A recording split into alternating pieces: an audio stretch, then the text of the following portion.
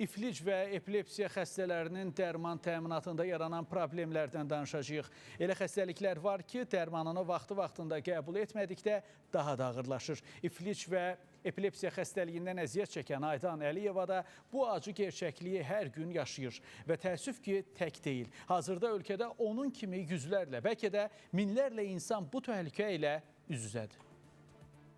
Təhlükə qarşısındadır. Yəni onun elmdə özünüz də bilirsiniz ki, müalicəsi yoxdur.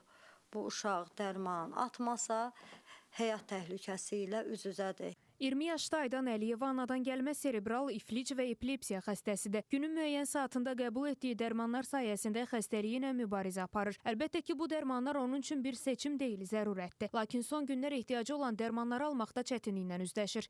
Yıxılır yerə, dili gedir, gözünün qarası gedir, dili qatlanır. Yəni çoxca bir olar ki, bir ayda bir dəfə gedir, amma yox, Aydanın hər gün elə bil o dərmanı atmasa yaşaya bilmir. Lakin ailəyə bildirilib ki, xəstəyə lazım olan dərmanlar müəyyən müddətə qədər verilməyəcək. Bu səbəbdən də onlara dərmanları şəxsi vəsaitləri hesabına almaları tövsiyə edilib.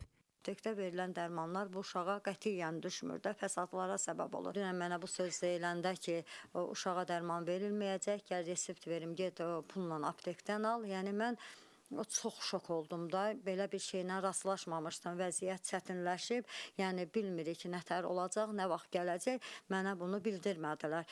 Məsələ ilə bağlı təbibdən bildirildi ki, əlilliyi təyin edilən imtiyazlı şəxslərin dərmanla təmin edilməsi ilə bağlı mütəmadi olaraq zəruri addımlar atılır. Qeyd edilən xəstəlik ilə bağlı dərman preparatlarının təminatı istiqamətində sənədləşmə işləri qısa müddət ərzində yekunlaşdıqdan sonra tibb müəssisələrinə göndəriləcək. Bəyim Mahir qızı Nahidə Məmmədova, Fidan Səfər, Spice xəbər.